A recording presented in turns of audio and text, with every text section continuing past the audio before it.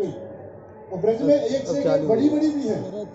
जैसे बरसाना में रमेश बाबा की गौशाला बहुत विशाल, बहुत गाय है, व्यवस्था भी है, परंतु फिर भी गौ दर दर की ठोकर खा रही है।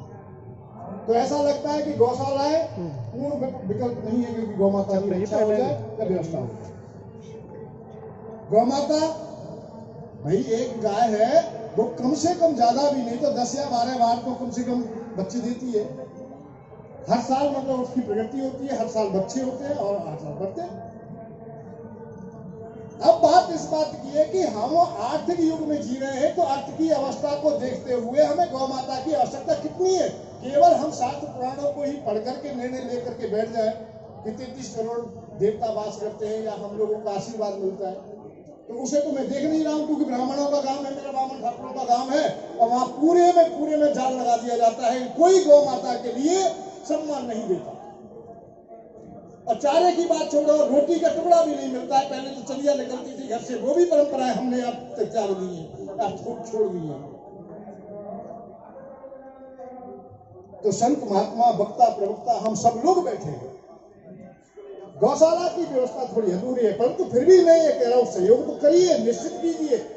1 रुपया का तो संकल्प हर व्यक्ति को हर अवस्था में ले लेना चाहिए कि साल में ज्यादा नहीं तो 360 रुपए तो हमें किसी न किसी गौशाला को देने हैं, हर बच्चे को।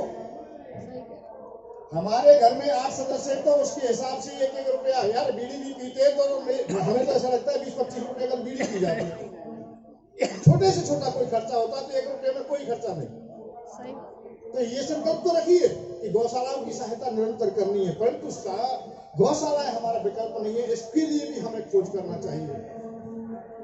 वेतन किया जाए कि गौ माता का कैसे उपयोग हो, सदुपयोग हो, दुरुपयोग बच जाए। देखो एक विकल्प तो यह है कि कम से कम जो हम सनातन धर्म वाले हैं उनमें भी, और जो वैष्णवता को ज्यादा धारण करते हैं, वो तो संकल्प ले लीजिए। जितने भी वृंदावन में जैसे हमारे आश्रम है, और हम लोगों से हजारों लोग जुड़े होते हैं, इसी वक्ता प्रवक्ता से लाखों लोग जुड़े होंगे, आगे भी ज्यादा बढ़ जाएंगे, परंतु हर आदमी से लाखों लोग जुड़े हुए जो वक्ता प्रवक्ता है, जो कथा करते हैं, भागवत करते हैं या आश्रम चलाते हैं। पहले तो उन लोगों को ही संकल्प लेना है कि आज से 1 प्रण तो कम से कम कर लीजिए कि आरती तुम करते हो तो घी के, गाय के घी से ही आरती हो, कम से कम इतना तो हो।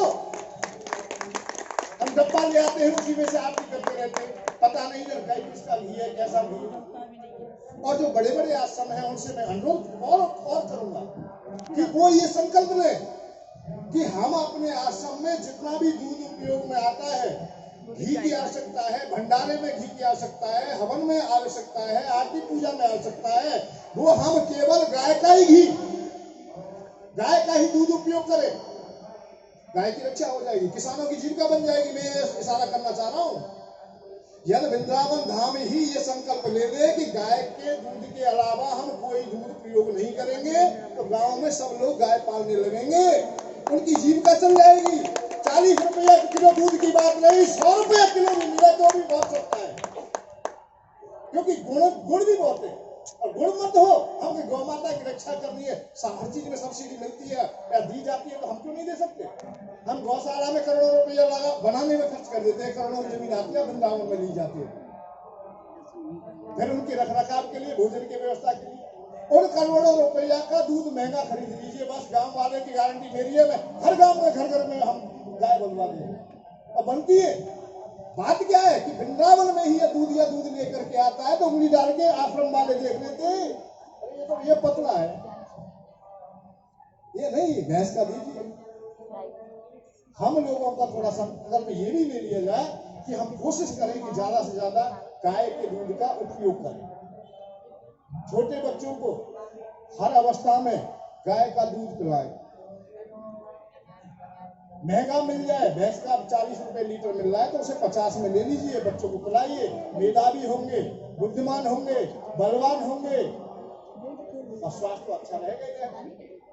ना उनके कोई टीबी होगी जीवन में, ना शुगर होगी कभी भी, और ना कोई कैंसर होगा। जो असाध्य रोग हैं उनको दूर करने की क्षमता गौ माता के दूध में है। शुगर क्यों बढ़ रही है? क्योंकि गौ माता का दूध छोड़ दिया है। आज भी गौ माता का दूध सेवन कीजिए, किसी की शुगर नहीं होगी, किसी के कोई छोटा मोटा रोग होगा ही नहीं। और गौ माता की तो अवस्था है कि दरवाजे दरवाजे पर रोटी घूम रही है। एक मिनट, गाय गाय बेढंग गीत, गाय को ना कोई मीत, गाय गाय बेढंग गीत, गाय को ना कोई मीत, गाय ब्रज गाती डोले असुवन भारिये। हम गाय के लिए प्रवचन करते हैं, वक्ता है, प्रवक्ता है, निरंतर बोलते हैं, जितना भी है खूब खूब बोलते हैं। अब बोलते गाय के लिए है या अपने लिए, ये अलग विषय है। गाय गाय बेढंग गीत, गाय को ना कोई मीत, गाय ब्रज गाती डोले असुवन भारिये। और धरणी को धरने वाली, करनी को करने वाली, आज वो ही गाय भी दुखी और बेचारी है। जो अधोगति को जा रहा है उसको भी तारण करने की शक्ति गौ माता में है। जिन्हें जघन्य अपराध किए हो, जिससे अपराध हो गए हों, जीवन भर अपराध किए हों, अंत में भी गौ माता सदगति करती है। करनी को तरने वाली, धरणी को धरने वाली, इस धरणी को भी, धरण को भी, भूमि को भी, पृथ्वी माँ को भी धारण करने की शक्ति गौ माता है। तरनी को तरने वाली, धरने को धरने वाली, आज वो ही गाय दीन और दुखारी है।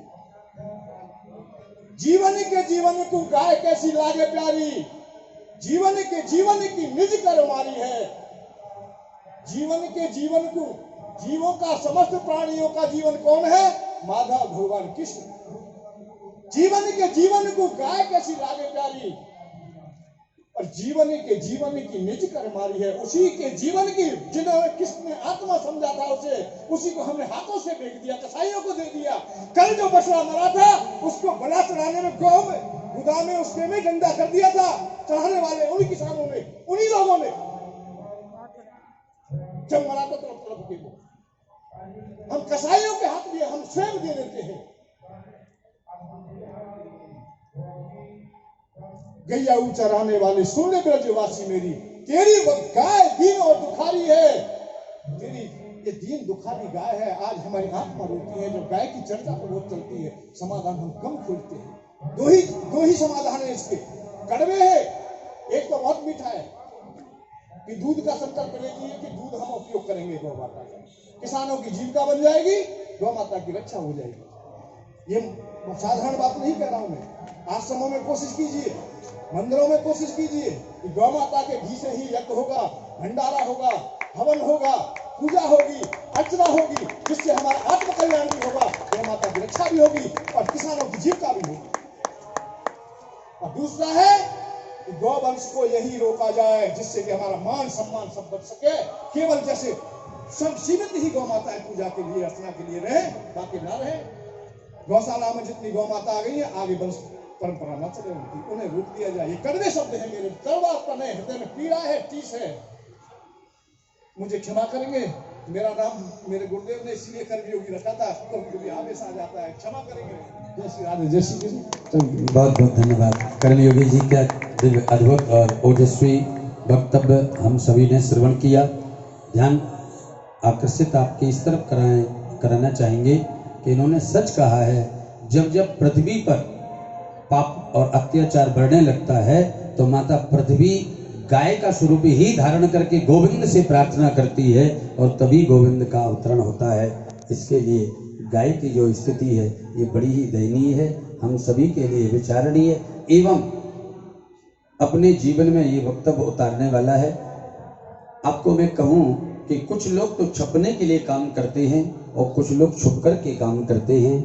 हमारे मध्य में श्रीमद् भागवत के ज्योतिष के कर्मकांड के प्रकांड विद्वान आचार्य